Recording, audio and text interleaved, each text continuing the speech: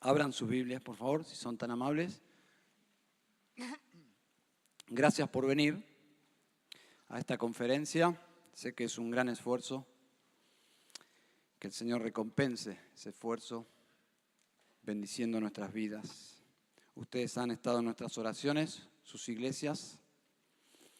Me encanta el tema de esta conferencia. Dios es el Evangelio.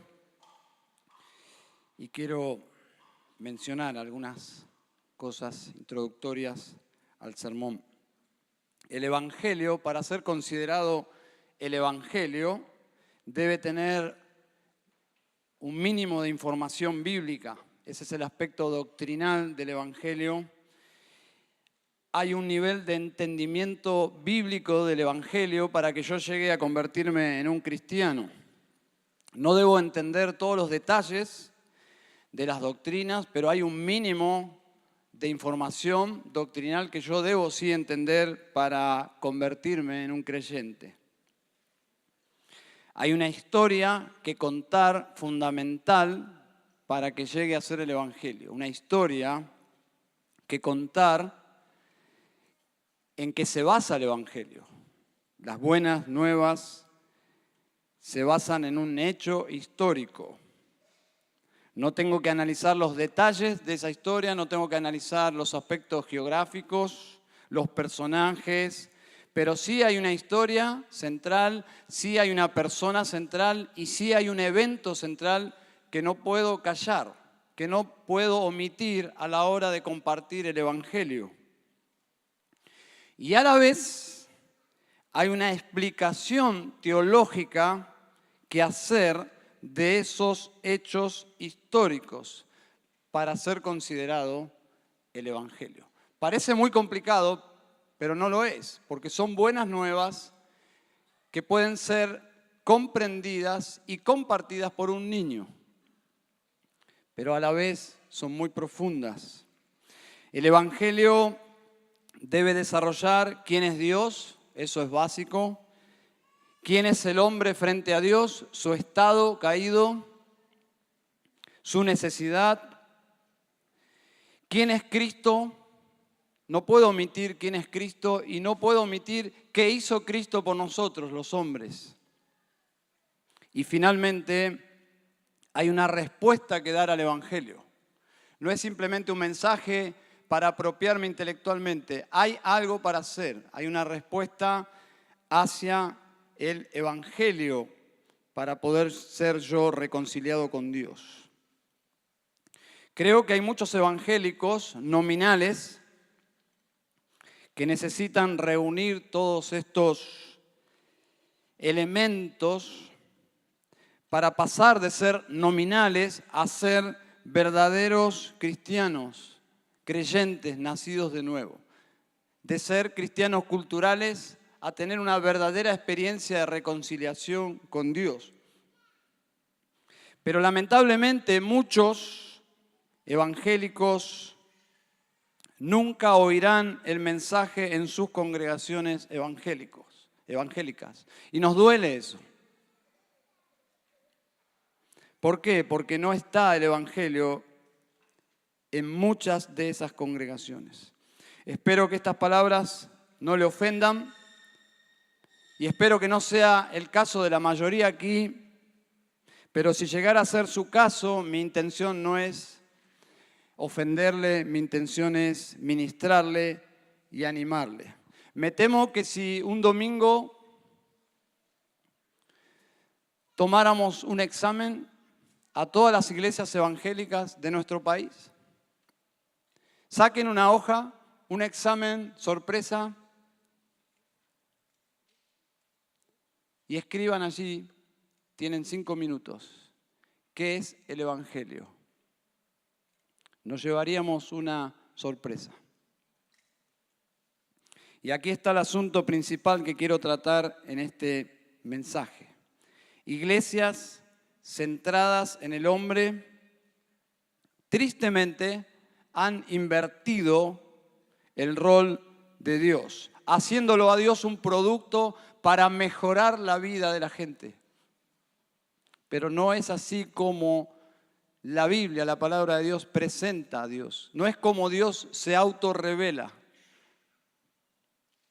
Sobre este asunto hay una frase del libro de John Piper que ustedes han recibido, que dice así, y cito: Cristo no murió para perdonar pecadores que valoran cualquier cosa por encima de contemplar y deleitarse en Dios.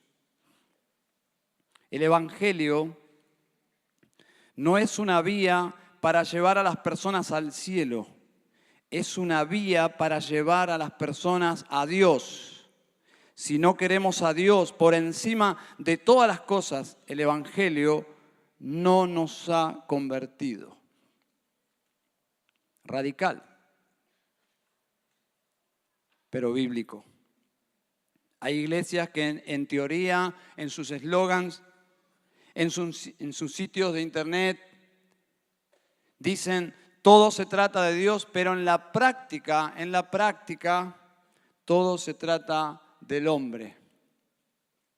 En Job capítulo 1, vamos a leer allí, versículo 1, dice así la palabra de Dios.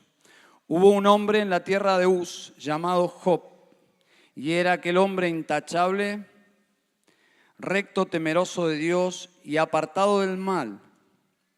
Y le nacieron 7 hijos y 3 hijas. Su hacienda era de 7,000 ovejas, 3,000 camellos, 500 yuntas de bueyes, 500 asnas y muchísima servidumbre. Y era aquel hombre el más grande de todos los hijos del oriente. Sus hijos solían ir y hacer un banquete en casa de cada uno por turno e invitaban a sus 3 hermanas para que comieran y bebieran con ellos. Y sucedía que cuando los días del banquete habían pasado, Job enviaba a buscarlos y los santificaba. Y levantándose temprano, ofrecía holocaustos conforme al número de todos ellos, porque Job decía: quizá mis hijos hayan pecado y maldecido a Dios en sus corazones. Y así hacía Job siempre. Hubo un día cuando los hijos de Dios vinieron a presentarse delante del Señor. Y Satanás vino también entre ellos. Y el Señor dijo a Satanás: ¿de dónde vienes? Entonces Satanás respondió al Señor y dijo: de recorrer la tierra y de andar por ella. Y el Señor dijo a Satanás: ¿te has fijado en mi siervo Job? Porque no hay ninguno como él sobre la tierra, hombre intachable y recto, temeroso de Dios y apartado del mal. Respondió Satanás al Señor: ¿acaso teme Job a Dios de balde? ¿No has hecho tú una valla alrededor de él, de su casa y de todo lo que tiene por todos lados? Has bendecido el trabajo de sus manos y sus posesiones han aumentado en la tierra. Pero extiende ahora tu mano y toca todo lo que tiene. Verás si no te maldice en tu misma cara. Entonces el Señor dijo a Satanás: he aquí, todo lo que tienes está en tu poder, pero no extiendas tu mano sobre él. Y Satanás salió de la presencia del Señor.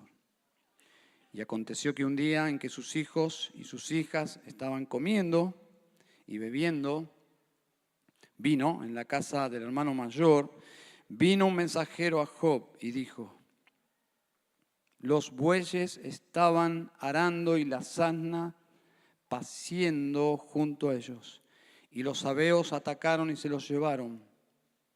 También mataron a los criados a filo de espada, solo yo escapé para contártelo.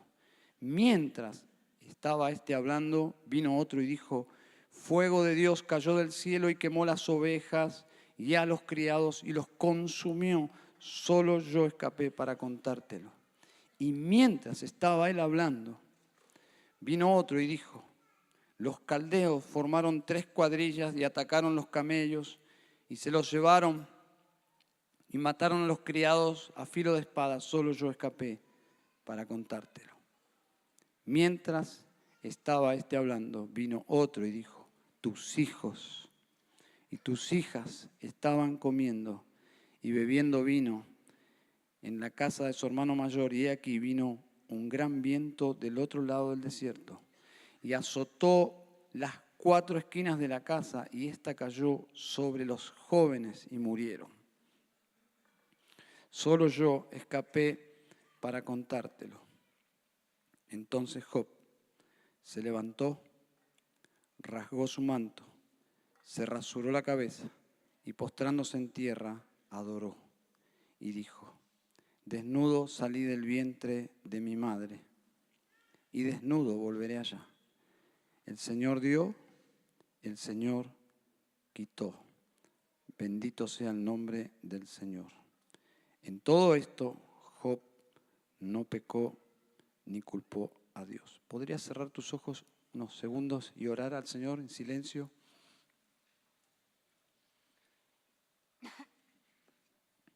Pidiéndole al Señor que nos hable a cada uno.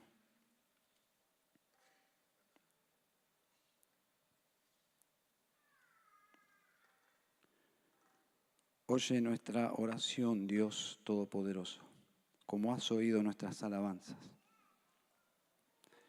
Y Señor, ahora queremos nosotros oírte a ti. ¿De qué se trata este pasaje que hemos leído? Háblanos por tu Espíritu Santo, Señor. En Cristo Jesús. Amén. Notaron que hay 2 escenarios paralelos, el cielo y la tierra, y Job no tenía ni idea de lo que estaba pasando allí arriba en el trono de Dios, en la corte celestial. No solo Job no sabía lo que estaba pasando allí, sino que desconocía la mayoría de las cosas que nosotros conocemos. Porque Job no tenía Biblia, y no tenía Biblia porque no había Biblia.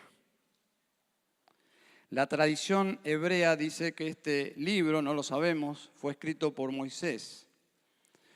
Y siendo que Moisés es el que inauguró el canon, escribiendo el Pentateuco, como dicen los dominicanos, tú ya lo sabes. El propósito de Dios en el Evangelio siempre existió. Por esa razón quise llamar su atención con este título, El Evangelio según Job. Porque la esencia misma del Evangelio la encontramos en esta porción. Dios es el Evangelio. Dios es el bien supremo del hombre. Debemos amar a Dios más que a nosotros mismos. Este proceso, que es profundo, es lo que conocemos como la santificación de los que adoran. Los que entran en una relación con Dios comienzan ese proceso en el mismo día de conocer a Cristo. La santificación es algo así como en la odontología, el tratamiento de conducto. Hay que matar la raíz del problema. Y la raíz de todos nuestros problemas se llama amor propio. Es nuestro egoísmo.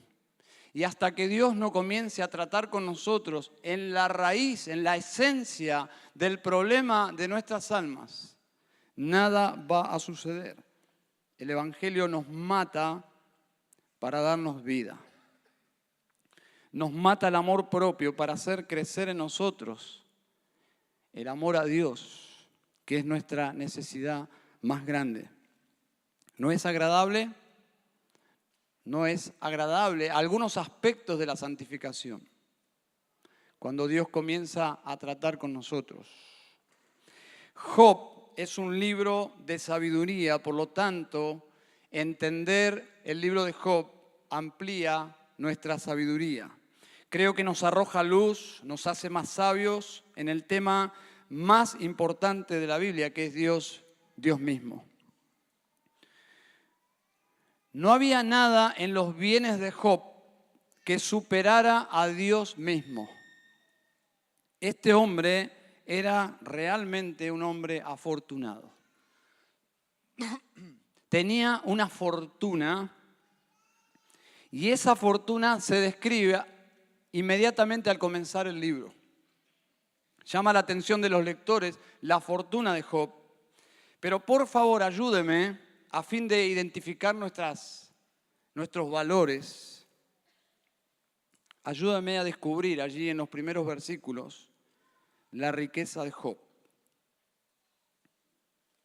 No sé si en este lugar, pero hay personas que valoran la imagen, la autoimagen, sobre todas las cosas. Ellos dirían, la fortuna de Job está en el versículo 1, su reputación. Su reputación es su mayor valor. Hay personas que tienen en su escala de valores la reputación en primer lugar. Es por eso que cuando su imagen es deteriorada, entran en una gran depresión. Son personas que están muy pendientes de la opinión de otros. Si usted viene de esas familias cuyo lema es, lo primero es la familia, usted lo tiene incorporado, o aquellas personas que dicen, yo vivo para mis hijos, la familia en primer lugar, entonces para usted probablemente el versículo 2 es la fortuna de Job. 10 hijos. Si usted es una persona muy ahorrativa, que valora muchísimo las cosas materiales, su meta en la vida es aumentar sus posesiones, se goza, su gozo está en aumentar las posesiones. Cuando usted piensa en la vida de las personas, usted etiqueta a las personas con las siguientes frases. Ellos están muy bien, pero usted está pensando, están bien económicamente. ¿Y cómo le va a fulano de tal? Usted no está pensando en su discipulado, usted está pensando que le va bien económicamente. Si usted es así, la fortuna de Job está en el versículo 3. Porque es incalculable las riquezas que tenía Job. En términos de cálculos económicos, al día de hoy estas cifras son enormes. Podríamos decir que Job era un magnate oriental, un Bill Gates de esa época, no lo sé. Si usted es una persona religiosa, supersticiosa, usted piensa, mientras yo haga las cosas bien, Dios hará su parte, me debe bendecir, nada malo me pasará, porque es su razonamiento. Yo voy a la iglesia, diezmo, leo, oro, canto, no decreto nada que pueda traer. O sea, usted se cuida en todo, es muy detallista. Usted señalaría la riqueza de Job, su prolijidad religiosa en los versículos 4 y 5. Porque Job era muy cuidadoso, no por supersticioso, sino por piadoso. Pero ¿cuál era la verdadera riqueza de Job? Sería como dice el Salmo 73, versículo 25, ¿a quién tengo yo en los cielos sino a ti? Y fuera de ti nada deseo aquí en la tierra. Nada deseo aquí en la tierra. Y esa es la gran pregunta y es el corazón mismo del libro. Porque entra en la narración, observen, la acusación del diablo. Dios solo consigue adoradores comprándolos con sus regalos. Algo así como Dios expone un clientelismo divino. Él es un populista celestial que regala sus dádivas, que nada le cuesta porque Él es todopoderoso. Tiene poder para hacer un insecto, tiene poder para hacer 10 universos.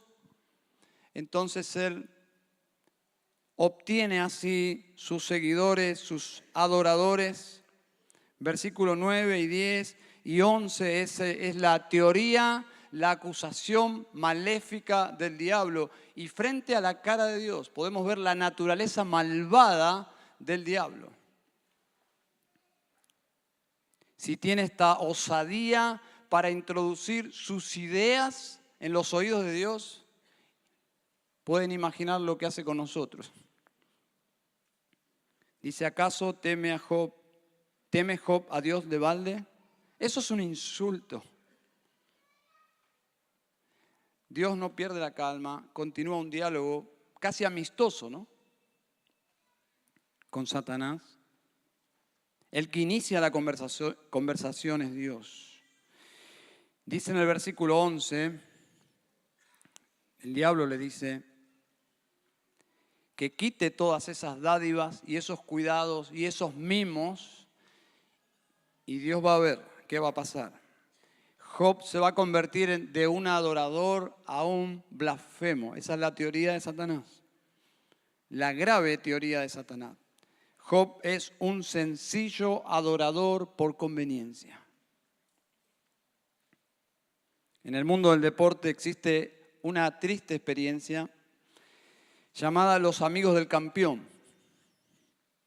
Esos amigos esas mujeres siempre están al lado de ese boxeador que no es muy inteligente y tampoco es muy atractivo, pero está rodeado de mujeres hermosas y de amigos. Pero ellos están por su dinero. Cuando el dinero se termina, el pobre hombre queda absolutamente en la más pobre soledad. Ellos estaban por conveniencia. Esa es la teoría de Satanás. Dios se quedaría solo si Él quitara su gracia. Como si Dios fuera poca cosa para satisfacer todo lo que los hombres necesitan. Es grave, muy grave. Job tuvo muchas fallas, pero su corazón, cuando esto sucede, se atormentó, no por la pérdida de las cosas. No se atormentó porque ya ahora no tenía los recursos, porque ahora no podía abrazar a sus hijos. Él estaba atormentado porque su gran conflicto era si Dios lo había abandonado. Si Dios lo había abandonado, ya no había ninguna razón para vivir. Tal era su conflicto que él quería explicaciones. Y ese es el desarrollo del libro de Job. Su deseo abrumador por querer saber qué pasó, qué hice, por qué Dios está haciendo lo que está haciendo, lo excedió un poco, exigiendo a Dios una audiencia. Probablemente ahí fue que derrapó un poco Job, se extralimitó. En Argentina hay un dicho, cuando algo se perdió decimos, ya fue, ¿no? Ya fue. Y su esposa le dijo, mi amor, ya fue, ya está. Maldice a Dios y muérete, capítulo 2, versículo 9. Pero Job no estaba dispuesto a renunciar a este amor. En el capítulo 13, versículo 15, todos conocemos cuando Job dice, aunque él me mate, en él esperaré. No era un adorador superficial.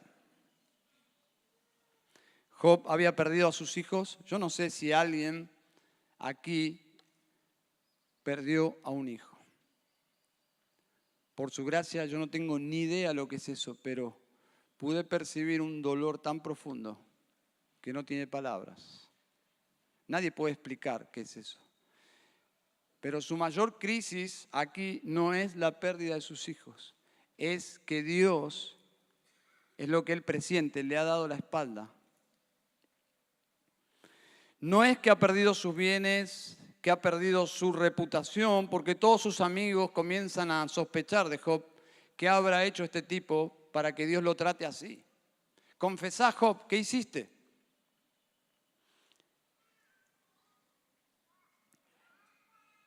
Ahora Dios va por más. Versículo 1 de capítulo 2. La misma escena celestial. Satanás se presenta allí en medio de los ángeles. El Señor inicia la conversación. ¿De dónde vienes? De recorrer la tierra y de andar por ella. Y el Señor dijo a Satanás: ¿te has fijado en mi siervo Job? Me imagino que si Job hubiese sabido esto, hubiese dicho: no hace falta que hablen de mí, ¿no? ¿Está bien? Entonces, Dios da buen testimonio de Job. Dice: porque no hay otro como él sobre la tierra. Indirectamente está refutando la teoría de Satanás. Hombre intachable, recto, temeroso de Dios, apartado del mal, tal como lo menciona en el capítulo 1.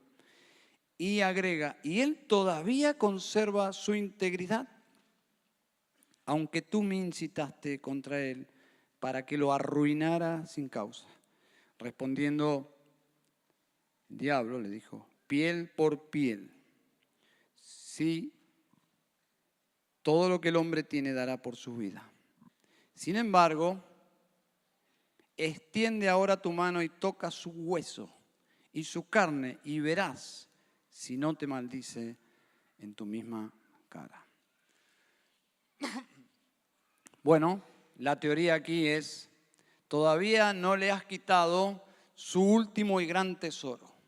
Le has quitado sus tesoros materiales, sus tesoros afectivos, pero quítale su salud, su propia humanidad. Toca su cuerpo y realmente verás. Y así fue, versículo 6. Y el Señor dijo a Satanás: he aquí él está en tu mano, pero guarda su vida. Satanás salió de la presencia del Señor e hirió a Job con llagas malignas desde la planta del pie hasta la coronilla. Job tomó un tiesto para rascarse mientras estaba sentado entre las cenizas. Entonces su mujer le dijo: ¿aún conservas tu integridad? Maldice a Dios y muérete. Pero él le dijo: como habla cualquier mujer necia, has hablado. ¿Aceptaremos el bien de Dios y no aceptaremos el mal? En todo esto Job no pecó con sus labios. ¿Se dan cuenta? Se derrumba absolutamente toda la teoría del diablo. Ahora, piensen por un momento en lo grave que es un evangelio centrado en estas cosas.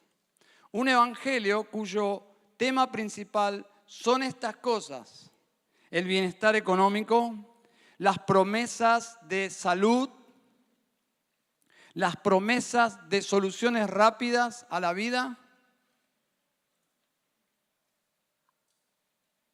Primera de Pedro 3:18 dice: porque también Cristo murió por los pecados una sola vez, el justo por los injustos, para llevarnos a Dios. El Evangelio es la buena noticia que podemos regresar a casa. Nos perdimos, nos rebelamos, nos enemistamos hostilmente contra Dios, nos sublevamos, pero Dios envió a Cristo, y cuando lo envió, no lo envió para destruirnos por nuestro pecado, por nuestra rebelión, sino que lo envió para salvarnos de Dios. Vino para llevarnos a Dios. Ese es el Evangelio.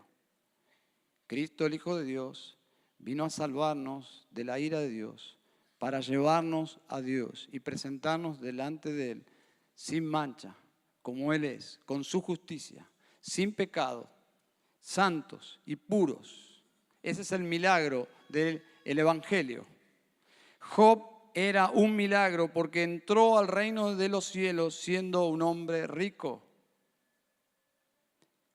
Ya había entrado al reino de los cielos antes de ser pobre. Él entró siendo rico y Mateo 19:24 dice que es más fácil pasar un camello por el ojo de una aguja que entre un rico en el reino de Dios. Pero, agrega Jesús, para los hombres eso es imposible, pero para Dios todo es posible. Cuando Dios toca una vida, sus afectos por Dios son tan altos como los cielos de la tierra. Lo que es imposible para los hombres, es decir, amar a Dios así, Dios lo puede hacer. Dios puede darnos este corazón para amarle de esta forma a Dios. Ese es el poder del Evangelio. Para los hombres es imposible, no para Dios. Para los hombres es imposible ganar a Goliat, pero David le ganó, porque para Dios lo que es imposible para los hombres es posible para Él. El Evangelio muestra el poder de Dios. El Evangelio hace por nosotros lo que nosotros no podemos hacer por nosotros mismos. Amar a Dios de esta forma. El Evangelio muestra la gloria de Cristo, cuando nuestro deleite mayor es Dios mismo. Nuestro deleite por Dios es mayor que nuestro deleite por el dinero. Nuestro deleite por Dios es mayor que nuestro bienestar emocional. Un evangelio centrado en las propias emociones es un evangelio maligno y falso. Porque ¿qué sucederá cuando no te sientas bien? Cuando Dios parecería que está infinitamente lejos de mi vida, como le pasó a Job. Un evangelio poderoso solo puede sostenernos cuando todas estas cosas faltan. Cuando no hay bienestar económico, cuando no hay bienestar emocional, cuando no hay salud, o cuando pasa una tragedia como la que vivió Job. En la versión NTV de Filipenses 3:8 dice así: así es, dice Pablo, todo lo demás no vale nada cuando se le compara con el infinito valor de conocer a Cristo Jesús, mi Señor. Ese es el Evangelio. El poder del Evangelio se evidencia cuando alguien ama a Dios sobre todo y a pesar de todo. Mateo 6:33. Mas buscad primeramente el reino de Dios y su justicia. Para un hombre natural eso es imposible. Es un idioma que yo no entiendo si soy un hombre natural. Y probablemente estés en esta mañana aquí y no entiendas cómo alguien puede amar a Dios así, como Job.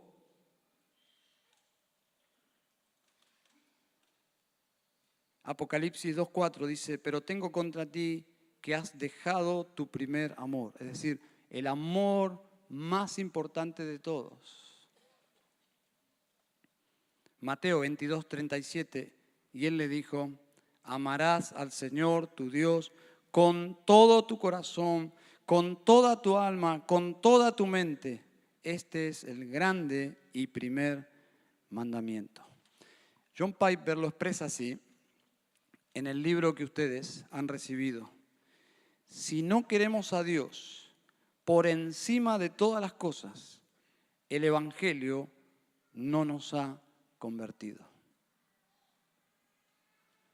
¿Podrías tomar un tiempo para orar y examinarte? Y no es porque queremos hacerte dudar de tu fe, simplemente queremos decirte que examines tu fe, como dice Pablo. Si Dios es el deleite supremo de tu vida, vamos a orar. Padre, ayúdanos.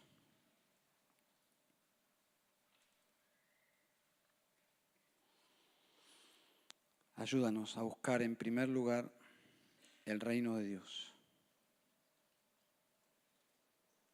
que tú seas nuestro primer amor, Señor.